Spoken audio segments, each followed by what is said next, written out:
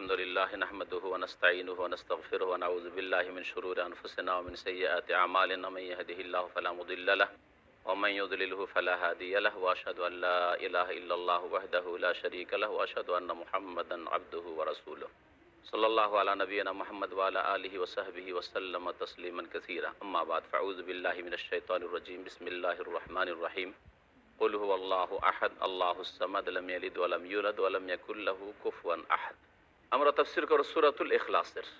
সূরাতুল ইখলাস এই সূরার নাম। এই ইখলাস শব্দটি সূরা ইখলাসের মধ্যে আসেনি, তারপরে এই সূরার নাম হচ্ছে সূরাতুল ইখলাস। এখানে বিষয়বস্তুকে কেন্দ্র করে নামকরণ হয়েছে। এই সূরার বিষয়বস্তু হচ্ছে আল্লাহর জন্য সমস্ত ইবাদত বন্দেগীকে ভেজাল মুক্ত করা, নিখুঁত করা, আল্লাহর জন্য সুনির্দিষ্ট করা, তাওহীদ, সমস্ত ইবাদত বন্দেগীকে, আল্লাহ পাকের রুবুবিয়তকে, আল্লাহ পাকের নাম গুণাবলীকে আল্লাহর জন্য সুনির্দিষ্ট করা, আল্লাহর হক, আল্লাহর কাজগুলি আল্লাহর পাকের হক, অন্য কাউকে দেবেন না। যে আল্লাহ পাক রিজিক দান করেন, আল্লাহ পাক সন্তান সন্ততি দান করেন, আল্লাহ পাক রোগ ভালো করেন, আর গৌস কুতুবও করে, তাহলে আল্লাহর হক কেড়ে নিয়ে আপনি আল্লাহর বান্দাদেরকে, আল্লাহর গোলামদেরকে দিয়ে দিলেন। তো এই যেটা ইখলাসের বিপরীত, ইখলাসকে ধ্বংস করে দেয়া, ইখলাসের বিপরীত হচ্ছে শিরক। তখন আপনার জীবনটা আর ইসলামী জীবন হয় না, সেটা হয় শিরকি জীবন। সূরা ইখলাস, এই সূরা ইখলাসের বড়ই ফজিলত রয়েছে। নবী করিম সাল্লাল্লাহু আলাইহি ওয়াসাল্লামের একটি হাদিস রয়েছে, প্রসিদ্ধ হাদিস, ইন্নাহা তা'দিলু সুলুসাল কোরআন। এই সূরা ইখলাস কোরআনের 1/3 অংশ, 3 ভাগের 1 ভাগের সমান। তাহলে 10 পারার সমান। কোন দিক থেকে? এই ক্ষেত্রে দুটি ব্যাখ্যা রয়েছে। একটি ব্যাখ্যা হচ্ছে যে ফজিলতের দিক থেকে, সওয়াবের দিক থেকে, আর আল্লাহ পাকের রহমতের দ্বার প্রশস্ত হতে পারে।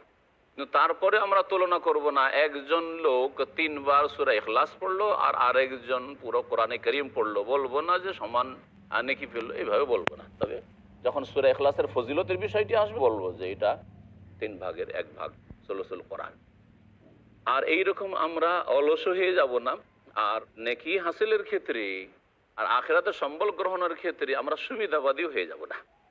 কারণ যার মধ্যে ইখলাস রয়েছে, নাম হচ্ছে সূরা ইখলাস, যার মধ্যে ইখলাস রয়েছে সেই ব্যক্তি কর্মতৎপর হবে স্থায়ী জীবনের জন্য। দুনিয়ার ক্ষেত্রে তো এরকম শর্টকাট কাজ করেন না, যে দুনিয়ার ক্ষেত্রে এত টাকা পয়সার আর প্রয়োজন নেই, সুতরাং এত আর ব্যবসা বাড়াবো না, হ্যাঁ, এরকম তো করেন না কেউ। এত আর চাকরি বদল করবো না, অথচ ভালো অফার পাচ্ছে না, এরকম তো পৃথিবীতে কোনো পাগল লোকও পাওয়া যাবে না। সূরা ইখলাসের যে কোরআনে কারীমের সুলুসুল কোরআন বলা হয়েছে, 1/3 অংশ বলা হয়েছে, তার আর একটি ব্যাখ্যা, সেটা হচ্ছে যে বিষয়বস্তুর দিক থেকে সূরা ইখলাস হচ্ছে সুলুসুল কোরআনের 3 ভাগের 1 ভাগ। কোরআনে কারীমে তাওহীদের বিষয়টা রয়েছে, একটা বড় অংশে তাওহীদের কথা রয়েছে, বরং সমস্ত বিষয়গুলিতে প্রায় তাওহীদের কথাই বলা হয়েছে। এমন কোন সূরা নাই যেখানে আল্লাহ পাকের কথা, আল্লাহ পাকের গুণাবলীর কথা, আল্লাহ পাকের একত্বের কথা আর তার বিপরীতে শিরকের কথা আলোচনা নেই। তাওহীদ কোরআনে কারীমের যে 3টি বিষয়বস্তু, মৌলিক বিষয়বস্তু, তার একটি। আর আরেকটি হচ্ছে ইবাদত বন্দেগী, সেটা একটা বিষয়। আর আরেকটা হচ্ছে মুআমালাত, আদান প্রদান, ব্যবসা বাণিজ্য, বিবাহ শাদী, তালাক, রাজাত, বিবি তালাক দিয়ে ফিরিয়ে নেওয়া, এইসব মুআমালাত রয়েছে। তো এইভাবে ওলামারা বলেছেন যে সেটা হচ্ছে, ইমাম ইবনে তাইমিয়া রাহমাতুল্লাহ আলাইহি এটাকে প্রাধান্য দিয়েছেন যে বিষয়বস্তুর দিক থেকে সুলুসুল কোরআন বলা হয়েছে। আল্লাহু আ'লাম। আল্লাহ পাক ইরশাদ করছেন, কুল হু আল আহাদ। এই সূরার শান নজুল সম্পর্কে যা হাদিসে রয়েছে তা হচ্ছে যে কাফের মুশরিকরা বলল যে ইয়া মুহাম্মদ, হে মুহাম্মদ সাল্লাল্লাহু আলাইহি ওয়াসাল্লাম, তুমি যে বলছো যে তোমার রবেরই শুধু ইবাদত করতে হবে আর আমাদের এইসব উপাস্য ছেড়ে দিতে হবে, তাহলে উনসুব লানা রাব্বাক, তোমার রবের বংশ পরম্পরা একটু উল্লেখ করো তো, যে তোমার রবের বংশ, একটু বংশ পরিচয়টা, তোমার রব কে, তার বাপের নাম কি, তার দাদা কে, এই হচ্ছে বংশ পরম্পরা, সিলসিলায়ে নাসাব। তখন আল্লাহ পাক আয়াত নাযিল করলেন, এই সূরা নাযিল করলেন সূরা ইখলাস। কুল, হে নবী জানিয়ে দাও এদেরকে, হু আল্লাহ, তিনি আল্লাহ, আহাদ, এক ও একক, আল্লাহুস সামাদ, আল্লাহ পাক রব্বুল আলামিন অমুখাপেক্ষী বা মুখাপেক্ষহীন, তিনি কারো মুখাপেক্ষী নন। আর সামাদ তার সাথে সাথে অর্থ পুরা হয়নি। সামাদ মানে আর সমস্ত কিছু, সমস্ত সৃষ্টি আল্লাহ পাকের মুখাপেক্ষী। সামাদের মধ্যে এত ব্যাপকতা রয়েছে যে আল্লাহ পাক কারো মুহতাজ, মুখাপেক্ষী নন, পক্ষান্তরে সমস্ত সৃষ্টি আল্লাহ পাকের মুখাপেক্ষী। লাম ইয়ালিদ ওয়া লাম ইউলাদ, আর আল্লাহ পাক রব্বুল আলামিন কাউকে জন্ম দেন না, ওয়া লাম ইউলাদ, আর তাকেও জন্ম দেওয়া হয়নি। তার ঘরে তার সংসারে কেউ জন্ম নেয়নি যে তার ছেলে মেয়ে আছে, সন্তান সন্ততি আছে, এটাও নেই। ওয়ালাম ইউলাদ, আর কেউ জন্ম দেয়নি যে তার বাপ দাদা কি, বংশ পরিচয় কি, তাও নেই। ওয়ালাম ইউলাদ।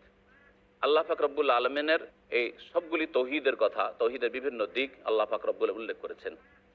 এখানে আরেকটি কথা বলে দেওয়া আবশ্যক মনে করছি যে আল্লাহ পাক কারো মুখাপেক্ষী নন, আর সমস্ত কিছু আল্লাহ পাকের মুখাপেক্ষী।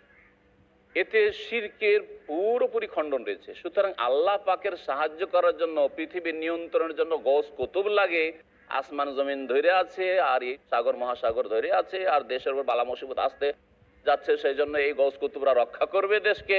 প্রতি গ্রামের এক পাশে একটা করে কুতুব থাকে, এইসব আকীদা সুফিদের কিতাবে রয়েছে। প্রতিটি গ্রামের এক কিনারে একটা করে কুতুব আছে, যারা ওই গ্রামটাকে হেফাজত করে, ধরে আছে, নিয়ন্ত্রণ করে। আল্লাহ পাক তারপরে ইরশাদ করছেন যে লাম ইয়ালিদ ওয়া লাম ইউলাদ, আল্লাহ পাক কাউকে জন্ম দেননি আর তাকেও কেউ জন্ম দেয়নি। সুতরাং তার বংশ পরিচয় নেই, আর তার ছেলে মেয়েও নেই। যেমন কাফের মুশরিকরা বলতো মালায়েকা বানাতুল্লাহ, ফেরেশতারা আল্লাহর মেয়ে, আল্লাহর কন্যা। আর ইহুদি নাসারা বলতো উযাইর আল্লাহর পুত্র, ঈসা আল্লাহর পুত্র, এসব বলতো। ওয়ালাম ইয়াকুল্লাহু কুফুয়ান আহাদ, আর আল্লাহর সমকক্ষ সমতুল্য কেউ নেই, কোনো কিছুই নেই। আল্লাহ পাক রব্বুল আলামিনের গুণাবলী আছে, তার সমকক্ষ সমতুল্য কেউ নেই। এই সূরা সম্পর্কে গভীরভাবে চিন্তা করলে এতে তৌহিদের ইতিবাচক নেতিবাচক দুটোই দিক রয়েছে। ইতিবাচক আল্লাহ একক, আল্লাহ পাক কারো মুখাপেক্ষী নন। তারপরে তখন নেতিবাচক লাম ইয়ালিদ ওয়া লাম ইউলাদ ওয়া লাম ইয়াকুল লাহু কুফুয়ান, এগুলো নেগেটিভ। আল্লাহকে কেউ জন্ম দেয়নি, আল্লাহ কাউকে জন্ম দেয়নি, আল্লাহর কোনো সমতুল্য নেই, নেগেটিভ রয়েছে। আর তৌহিদ, ঈমান, ইসলাম তখনই সম্পূর্ণ হবে যখন আপনার মধ্যে পজিটিভ নেগেটিভ দুটোই থাকবে, ইতিবাচক নেতিবাচক। এই জন্য কালিমা তাইয়্যিবা তো রয়েছে, লা ইলাহা ইল্লাল্লাহ। ইল্লাল্লাহ হচ্ছে পজিটিভ, ইতিবাচক। আর লা ইলাহা, আগে আপনি আপনার মগজকে শিরক কুফরি থেকে পরিষ্কার পরিচ্ছন্ন করুন, ময়লা আবর্জনা যেন শিরক কুফরির মগজে না ঢুকে থাকে, হৃদয়ে না ঢুকে থাকে। আর তারপরে ইল্লাল্লাহ, আল্লাহ একক, এটা বসান, আল্লাহর একত্ব বসান। তারপরে আমরা শুরু করব সূরাতুল ফালাক। আল্লাহ পাক ইরশাদ করছেন বিসমিল্লাহির রহমানির রহিম, কুল আউযু বিরাব্বিল ফালাক মিন শাররি মা খালাক ওয়া মিন শাররি গাসিকিন ইযা ওয়াকা ওয়া মিন শাররি নাফাসাতি ফিল উকাদ ওয়া মিন শাররি হাসিদিন ইযা হাসাদ। আল্লাহ পাক ইরশাদ করছেন, হে নবী মুহাম্মদ সাল্লাল্লাহু আলাইহি ওয়াসাল্লাম, কুল আউযু বিরাব্বিল ফালাক, আমি আশ্রয় গ্রহণ করছি ভোরের প্রতিপালকের। ফালাক মানে সুবহ, ভোর। আর এই ফালাক শব্দটি নিয়ে নামকরণ হয়েছে সূরায় ফালাক, আর এতে 5টি আয়াত রয়েছে। আল্লাহ পাক রব্বুল নবী করিম সাল্লাল্লাহু আলাইহি ওয়াসাল্লামকে আশ্রয় কেমন করে নিতে হবে আল্লাহ পাকের শিক্ষা দিয়েছেন, নবী করিম সাল্লাল্লাহু আলাইহি ওয়াসাল্লামকে শিক্ষা দিয়েছেন। আর তারপরে প্রতিটি মানুষকে আল্লাহ শিখিয়েছেন যে সমস্ত অনিষ্ট থেকে আশ্রয় গ্রহণ করার আল্লাহ প্রদত্ত নিয়ম কানুন বিধিবিধান কি তা আল্লাহ পাক শিখিয়েছেন। এই দুটি সূরাকে মুআউযিজাতাইন বলা হয়, মানে এমন দুটি সূরা, যেই দুটি সূরা, সূরা ফালাক আর নাস। সূরা ফালাক আর নাস যখন মুআউযিজাতাইন, দুটি আশ্রয় দানকারী সূরা, তখন মুআউযিজাতাইন বলবেন। আর কোন কোন জায়গায় মুআউযিজাত বলা হয়েছে, মানে যেই সূরাগুলির মাধ্যমে আশ্রয় নেওয়া যেতে পারে আল্লাহ পাকের, তখন 3টি সূরা, সূরা ইখলাস, ফালাক, নাস, 3টি, তখন তার অর্থ হবে। সূরা ফালাক এবং সূরা নাস আল্লাহ পাক রব্বুল আলামিন নাযিল করেছেন রাসূলুল্লাহ সাল্লাল্লাহু আলাইহি সাল্লামকে, যখন এক ইহুদি লবিদ ইবনুল আসম জাদু করেছিল, জাদুর চিকিৎসার জন্য নাযিল করেছে। আর জাদুর চিকিৎসা ছাড়াও এতে বহু রকমের কল্যাণ রয়েছে, ইহকাল পরকালের সার্বিক কল্যাণ কোরআনে কারীমে রয়েছে। আর বিশেষ করে কোরআনে কারীমের এই দুইটি সূরা, সূরা ফালাক আর নাসে রয়েছে। রাসূলুল্লাহ সাল্লাল্লাহু আলাইহি সাল্লামের উপর যে জাদু হয়েছিল সেটাও এখানে উল্লেখ করা আবশ্যক। জাদু হয়েছিল তার শরীরের ওপর, মন মস্তিষ্ক মগজের ওপর নয়, তার হৃদয়ের ওপর নয়। কারণ হৃদয়ের ওপর যদি তার প্রতিক্রিয়া হতো তাহলে সেই সময়গুলিতে ওহী নাযিল হচ্ছে, তাহলে ওহী তো সন্দেহযুক্ত হয়ে যেত।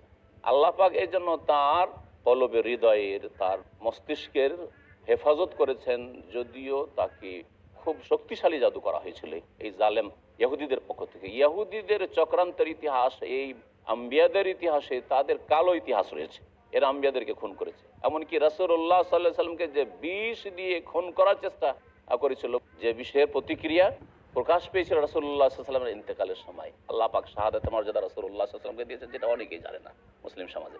তো আল্লাহ পাক রব্বুল এখানে বেশ কিছু অনিষ্ট থেকে আশ্রয় গ্রহণের পদ্ধতি শিখেছেন সূরা ফালাকে। আর সূরা নাসে একটি অনিষ্ট থেকে আশ্রয় গ্রহণের পদ্ধতি শিখিয়েছেন আল্লাহ পাক রব্বুল আলমিনের বিভিন্ন গুণবাচক বিষয়গুলিকে বা আল্লাহ পাক রব্বুল বিভিন্ন নাম উল্লেখ করে আল্লাহ পাক আশ্রয় শিখিয়েছেন। সূরা ফালাকে যে বিষয়গুলি রয়েছে সেই বিষয়গুলি নিয়ে ইনশাআল্লাহ তাআলা আমরা একটু পরে আলোচনা করব। এখানে অল্প সময়ের বিরতির আলোচনার দিকে আমরা তাফসীর করছিলাম সূরাতুল ফালাক। সূরা ফালাক আল্লাহ পাক ইরশাদ করছেন, বিসমিল্লাহির রহমানির রহিম, কুল আউযু বিরাব্বিল ফালাক। হে নবী মুহাম্মদ সাল্লাল্লাহু আলাইহি সাল্লাম, তুমি বলো আউযু, আমি আশ্রয় গ্রহণ করছি, বিরাব্বিল ফালাক, ভোরের প্রতিপালকের, যিনি ভোরের মালিক, যিনি রাতকে বিদীর্ণ করে ভোর প্রকাশ করে থাকেন। মিন শাররি মা খালাক, যা তিনি সৃষ্টি করেছেন তার সৃষ্টির অনিষ্ট থেকে। তাহলে আল্লাহ পাক রব্বুল আলামিন আশ্রয় শিখাচ্ছেন যে তুমি রবের আশ্রয় গ্রহণ করো সৃষ্টির যাবতীয় অনিষ্ট থেকে।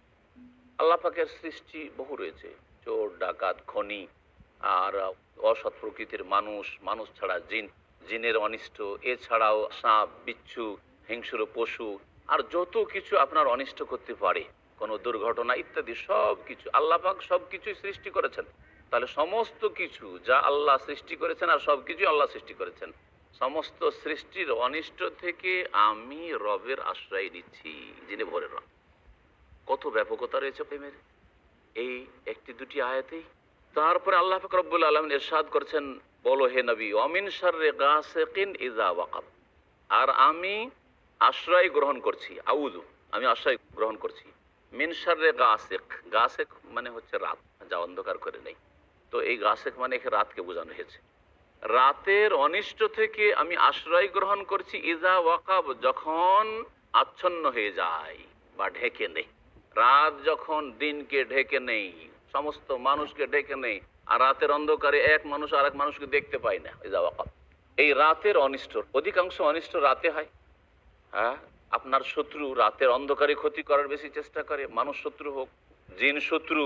আর যখন সন্ধ্যা হয় তখন জিন শত্রু ছড়িয়ে পড়ে পৃথিবীতে অনিষ্ট নিয়ে। এই জন্য সন্ধ্যাবেলা বাচ্চাদেরকে বাইরে বের হতে দিতে নিষেধ করেছেন রাসূলুল্লাহ সাল্লাল্লাহু আলাইহি ওয়াসাল্লাম, বিশেষ করে সন্ধ্যাবেলা, যে সময় সূর্যের পূজা হয়, সূর্য ডুবতে যাচ্ছে ওই সময়টা। তারপর যখন অন্ধকার হয়ে যাবে তখন অসুবিধা নেই, বাচ্চাদেরকে নিয়ে বেরো।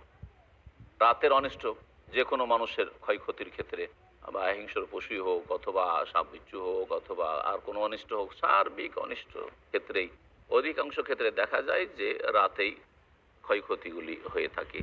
যার ফলে বিশেষভাবে রাতের অনিষ্ট থেকে আল্লাহ পাক রব্বুল নবী সাল্লাল্লাহু আলাইহি ওয়াসাল্লামকে আশ্রয় গ্রহণ করতে বলেছেন। অমিন শাররিন নাফাসাতি ফিল উকাদ, আর গিরাই ফুৎকার দানকারিনীদের অনিষ্ট থেকে আমি আশ্রয় গ্রহণ করছি। আসলে আছে ওয়া আউযু মিন শাররিন নাফাসাতি ফিল উকাদ। হে নবী, বলো, এই কথা বলো, তোমাকে শিখিয়ে দিছি কেমন করে জাদু থেকে আত্মরক্ষা করতে হবে, জাদু থেকে সুরক্ষার ব্যবস্থা কি করতে হবে।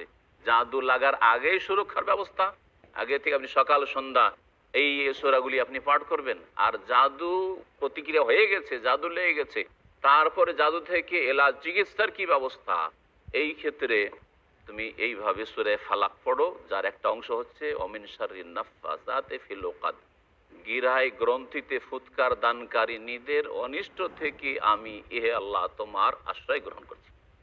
মহিলারা অধিকাংশ ক্ষেত্রে এই জাদুটনা করে, এই আয়াত বাস্তব প্রমাণ করে। পুরুষও জাদু করে থাকে, কিন্তু সংখ্যার ক্ষেত্রে মহিলাদের সংখ্যা বেশি এই জাদুটনায় যারা জড়িত। এই ক্ষেত্রে সেই জন্য আল্লাহ পাক নাফাসাত স্ত্রীলিঙ্গ উল্লেখ করেছেন। যেমন চুরির ক্ষেত্রে আল্লাহ চোর অধিকাংশ পুরুষ হয়, এই জন্য আগে আল্লাহ ওয়াসারিক বলে তারপর ওয়াসারিকাত বলেছেন। জেনা ব্যভিচারের ক্ষেত্রে অধিকাংশ মহিলাদের ক্ষেত্রে সুযোগ দেওয়া হয়, সেই জন্য আজ্জানিয়াত ওয়াজ্জানি, জেনাকারিনী আগে আল্লাহ বলেছেন, তারপরে ওয়াজ্জানি, জেনাকারী পুরুষ বলেছেন। কোরআনে কারীমের প্রত্যেকটি কথাই রহস্য রয়েছে। আল্লাহ পাকের বিধানের প্রত্যেকটি ভাষায়, কথায়, আদেশে, নিষেধে সবকিছুতে হিকমত রয়েছে। অমিন শাররি হাসিদিন ইযা হাসাদ, হে নবী তুমি বলো, আমি আশ্রয় গ্রহণ করছি হিংসুকের অনিষ্ট থেকে যখন যখন হিংসা করে। যখনই হিংসা করবে হিংসুক, আল্লাহ তুমি আমাকে আশ্রয় দান করো যাতে করে আমার কোনো ক্ষতি না করতে পারে। যারা হিংসা করে থাকে তাদেরই একদল হচ্ছে ওই সব লোকেরা যারা বদনজর লাগিয়ে দিয়ে থাকে, বা যাদের বদনজর অনিচ্ছাকৃত লেগে যায়। অনেক সময় এই আয়াতে তাহলে বদনজর থেকে চিকিৎসার কথা বলা হয়েছে, বদনজর থেকে চিকিৎসার জন্য সূরা ফালাক। তো আল্লাহ পাক রব্বুল আলামিন অনিষ্ট থেকে আশ্রয় গ্রহণ করা, যে কোনো হিংসা, আর তার মধ্যে বদনজর হিংসা। অনেক সময় ইচ্ছা করে না, তারপরে একটু দেখলো চোখ খারাপ লেগে যায়, তার এখতিয়ারে থাকে না, তো বদনজর লাগলে তার শরীয়ত সম্মত চিকিৎসা বলা হয়েছে। বদনজর থেকে অগ্রিম আত্মরক্ষার জন্য কোরআন হাদিসে দোয়া রয়েছে বা সূরা রয়েছে। আল্লাহ পাক যেন আমাদের সকলের হেফাজত করেন। এরপর আমরা তাফসীর শুরু করব সূরাতুন নাসের। আল্লাহ পাক ইরশাদ করেছেন, বিসমিল্লাহির রহমানির রহিম, কুল আউযু বিরাব্বিন নাস মালিকিন নাস ইলাহিন নাস মিন শাররিল ওয়াসওয়াসিল খান্নাস আল্লাযী ইউওয়াসওয়িসু ফি সুদুরিন নাস মিনাল জিন্নাতি ওয়ান নাস। এই সূরার নাম হচ্ছে সূরাতুন নাস। সূরা নাস, এতে 6টি আয়াত রয়েছে। আর এটি হচ্ছে কোরআনে কারীমের সর্বশেষ সূরা, 114 নম্বর সূরা। আর মক্কি জীবনে নাযিল হয়েছে না মদিনার জীবনে নাযিল হয়েছে, এই নিয়ে দ্বিমত রয়েছে। আল্লাহু আ'লাম।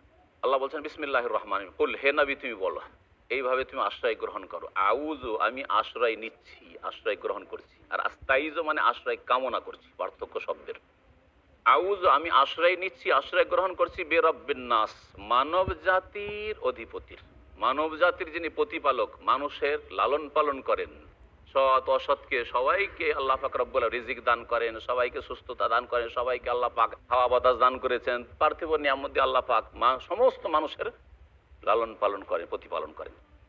মালিকিন নাস, যিনি মানব জাতির অধিপতি, মানব জাতির বাদশাহ। এলাহিন নাস, যিনি মানব জাতির সত্যিকার উপাস্য। এলাহ, এলাহুল হক, সত্য উপাস্য, বরহক মাবুদ, মানব জাতির একমাত্র আল্লাহ, আসমানওয়ালা, যিনি আসমানের মালিক, জমিনের মালিক। আমিনতুম মান ফিস সামায়ে, যেই সত্তা আকাশের ওপরে রেখেছেন, তাকে ভয় করো না, তাকে ভয় করো, তাঁর ইবাদত বন্দেগী করো। এলাহিন নাস। তাহলে আল্লাহ পাক রব্বুল আলামিনের কয়েকটি গুণ এখানে উল্লেখ করা হলো। কি থেকে, কোন অনিষ্ট থেকে আশ্রয় কামনা করবেন নবী, এখন আল্লাহ বলেননি। তুমি আশ্রয় গ্রহণ করো সেই সত্তার, সেই আল্লাহ পাকের, যিনি রব্বুন নাস, মানব জাতির প্রতিপালনকারী, আর মালিকের নাস, মানব জাতির অধিপতি। একমাত্র মালিক বা মালিক তিনি মালিকও এবং মালিকও। সূরা ফাতিহাতে মালিক ইয়াউমিদ্দিন, মালিক বলা হয়েছে। আর মালিক মানে যিনি বাদশাহ, সার্বভৌমত্বের অধিকারী। মালিক আল্লাহ পাক রব্বুল, দুটোই নাম আল্লাহ পাকের। আব্দুল মালিকও বলতে পারেন, আব্দুল মালিকও বলতে পারেন। এলাহিন নাস, এবং যিনি হক, সত্য মাবুদ।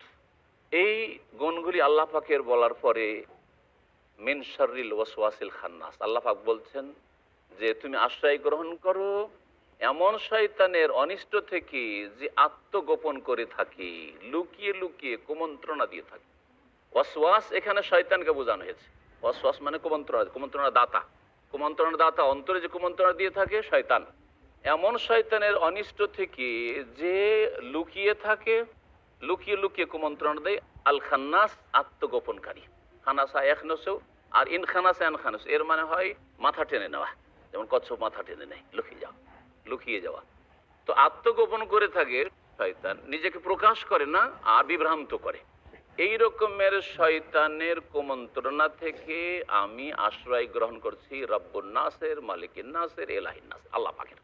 আল্লাযী ইউওয়াসওয়িসু ফি সুদুরিন নাস, যেই শয়তান মানুষের হৃদয়ে কুমন্ত্রণা দিয়ে থাকে, খারাপ কথাকে জাগিয়ে থাকে, খারাপের জন্য, মন্দ আকীদার জন্য, মন্দ কাজের জন্য, আল্লাহর ইবাদত থেকে দূরে সরে যাওয়ার জন্য, তাওহীদ থেকে দূরে সরে যাওয়ার জন্য, পাপে লিপ্ত হওয়ার জন্য, চরিত্র খারাপ করার জন্য কুমন্ত্রণা দিয়ে থাকে, ওয়াসওয়াসা দেয়, মনে শুধু জাগাই যে তুই এই কর, এই কর, এই কর, এই কর, এটা করলে ভালো, সবাই করছে, তুই করলি তো হইলটাই কি, সবাই এত বেশি করে, তুই এক একটু করছিস তো। এইভাবে শয়তান সাজিয়ে সাজিয়ে পেশ করে। কোরআনে আল্লাহ পাক বহু জায়গায় বলেছেন, যায়্যানা লাহুমুশ শাইতান, শয়তান কিন্তু খারাপ করে গুনাহকে পেশ করে, জেনাকে খারাপ করে পেশ করে না, ভালো তো, তুই তো বেশি কিছু চুরি করিসনি, বড় বড় চোর ডাকাত কুখ্যাত কত পৃথিবীতে আছে, তুই তো সামান্য করেছিস, তুই তো একটা লোকে খুন করেছিস, কত খুনি আছে, শত শত লোক খুন করে থাকে। এইভাবে সমস্ত পাপ সাজিয়ে সাজিয়ে পেশ করে। আর ভালো কাজের কথা যখন আসে তখন অলস বানিয়ে দেয়, আরে কত করবি, অনেক করেছিস তুই, তোর নাজাতের জন্য যথেষ্ট। এই মুসলিমদেরকে শয়তান, মানুষ শয়তান, জিন শয়তান এইভাবে আল্লাহর পথ থেকে দূরে সরিয়ে দেয়। মিনাল জিন্নাতি ওয়ান নাস, এই শয়তান জিনদের মধ্যে থেকেও রয়েছে, ওয়ান নাস আর মানুষের মধ্যে রয়েছে। জিনদের মধ্যেকার শয়তান তো অন্তরে কিভাবে ওয়াসওয়াসা দেয়, কুমন্ত্রণা দেয়, নবী করিম সাল্লাল্লাহু আলাইহি ওয়াসাল্লাম বলেছে, ইন্না শাইতানা ইয়াজরি মিন ইবনে আদম মাজরাদ দাম, শয়তান, যে জিন শয়তান রয়েছে, আদম সন্তানের রক্তের সাথে চলাফেরা করে, রক্তের সাথে সাথে ভিতরে ঢুকতে পারি, রক্তে ঢুকে মনে খারাপ কথা যখনই আসছে যে এটা করলে তো অসুবিধা নেই, অন্যায় কাজ, অসৎ কথা কাজ যখন মনে আসবে, এরকম জাগবে, তখনই সাথে সাথে আউযু বিল্লাহ পড়বেন। এটা হচ্ছে আপনার ইমানের পরিচয়, আপনার নেক হওয়ার পরিচয়, আল্লাহ ভীরু হওয়ার পরিচয়, যে না শয়তান কিন্তু আমাকে এখন খারাপ পথে নিয়ে যাচ্ছে, আমি তো জীবনে খারাপ কাজ করবো না কখনো, শয়তানের নাফরমানি করলাম। এই তাগুত আমাকে গোমরা করে জাহান্নামের দিকে নিতে যায়। আর মানুষ শয়তান কি করে ওয়াসওয়াসা দিয়ে থাকে, কুমন্ত্রণা দিয়ে থাকে, মানুষ শয়তান অসৎ পরামর্শ দেয় স্কুলের ছাত্রদেরকে, তাদের বন্ধুরা, আপনার কাজকর্মের সাথী সঙ্গী যারা কলিগ রয়েছে তারা আপনাকে খারাপ করে, আপনার যে বন্ধু মহল রয়েছে যাদের সাথে টেলিফোন যোগাযোগ রয়েছে আর তারা খারাপ মানুষ, তারা খারাপের দিকে ডাকে, হ্যাঁ রে একটা ফিল্ম এসেছে খবর রাখিস, হ্যাঁ না যা তো জানি না, আরে না দেখলে তো অসম্পূর্ণ থেকে গেলি, হ্যাঁ এইরকম ভাবে বিভিন্ন মানুষ শয়তান এই অশ্বাসাগুলি দিতে। মানুষ শয়তানের অসৎ পরামর্শ হচ্ছে কুমন্ত্রণা দেওয়া। জিন শয়তান ভিতর থেকে দেয় আর মানুষ শয়তান সামনে এসে দেয়। জিন শয়তানের নাফরমানি করা অনেকটা সহজ, কিন্তু মানুষ শয়তান নাফরমানি অনেক সময় চক্ষু লজ্জা করতে পারেন না। বিবাহ শাদীতে গেছেন আর পাপ হচ্ছে, অন্যায় কাজ হচ্ছে, বিদাত হচ্ছে, আর অবাধ মেলামেশা হচ্ছে, চক্ষু লজ্জা চলে এসছে, বসেই যায়, কি করব, দাঁড়িয়ে নিয়ে বসে গেছে, আস্তাগফিরুল্লাহ। হ্যাঁ, তার ইমান ইসলাম কোথায় গেল?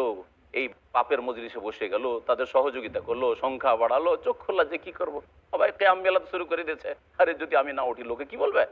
হ্যাঁ চলে এসেছি তখন বসে উঠে যা, আর কি করবো? হ্যাঁ মাজারে এসেছি আর চাপ সৃষ্টি করছে, যদি একটু পয়সা বলছে, ওই যারা বসে আছে ব্যবসায়ী ওরা বসে আছে, নজরানা দেন কি না দিয়ে, বেশি দেবো না, 1টা টাকা দিয়ে দিই, না দিলে কি বলবে? বলবে যে ওয়াহাবি এসছে, হয়তো চিনে নিবে আমাকে, দিয়ে দিই, চক্ষু লজ্জায়। তাহলে এই যে মানুষ শয়তানের ওয়াসওয়াসা কুমন্ত্রণা মারাত্মক আরো বেশি। আর আল্লাহ পাকের সূরা ফালাকে যেগুলি মানুষের দুনিয়া ধ্বংস করে বা যেগুলিতে আপনার ক্ষয়ক্ষতি পৃথিবীর হয়, সেগুলির অনিষ্ট থেকে আত্মরক্ষা ব্যবস্থা শিখিয়েছেন। কিন্তু সূরা নাসে আরো গুরুত্বপূর্ণ বিষয় বলা হয়েছে, সেটা হচ্ছে অন্তর। আপনার অন্তর যদি খারাপ করে দেয় তো চিরকালে জাহান্নামে আপনাকে বাড়িয়ে দেবে, জান্নাতের পথ থেকে সরিয়ে দিবে। সেই জন্য সূরা নাসে একটি জিনিস থেকে আশ্রয় কামনা শেখানো হয়েছে, কিন্তু সেটা অত্যন্ত গুরুত্বপূর্ণ, যার প্রতিক্রিয়া অন্তরের উপর হতে পারে। সেই জন্য জিন শয়তানের ওয়াসওয়াসা থেকে, মানুষ শয়তানের ওয়াসওয়াসা থেকে বাঁচার জন্য সূরা নাস, সূরা ফালাক সকাল সন্ধ্যা পড়বেন। আর সবচেয়ে বড় তার চাইতে যে বিষয়টি হচ্ছে সূরা ফালাক নাসের উপর আমল করবেন, বাস্তব রূপ দেবেন আপনার জীবনে। আল্লাহ পাক রব্বুল আলামিন যেন আমাদেরকে সমস্ত অনিষ্ট থেকে রক্ষা করেন। আল্লাহ পাক রব্বুল আলামিন যেন দুনিয়ায় আমাদের কল্যাণ করেন, আখিরাতেও কল্যাণ করেন। আর এখানে কোরআনে কারীমের তাফসীর আলহামদুলিল্লাহ শেষ হলো। আল্লাহুম্মা লাকাল হামদ। আল্লাহ পাক রব্বুল আলামিন যেন আমাদেরকে কোরআনে কারীম দিয়ে দুনিয়া আখিরাতে সম্মানিত করেন, কোরআনে কারীম দিয়ে আমাদেরকে আল্লাহ পাক যেন লাভবান করেন দুনিয়া আখিরাতে। আল্লাহ পাক রব্বুল আলামিন যেন আমাদের জান্নাত যাওয়ার ওসিলা কোরআনে কারীমকে, কোরআনে কারীমের তেলাওয়াতকে, কোরআনে কারীমের খেদমতকে আল্লাহ পাক কবুল করে নেন। কোরআনে কারীম দিয়ে কোরআনে কারীমের বিধান জীবনের প্রতিটি স্তরে আল্লাহ পাক বাস্তবায়নের জন্য সকলকে তৌফিক দান করেন। ওয়া সাল্লাল্লাহু আলা নবিয়িনা মুহাম্মদ ওয়া আলা আলিহি ওয়া সাহবিহি আজমাইন।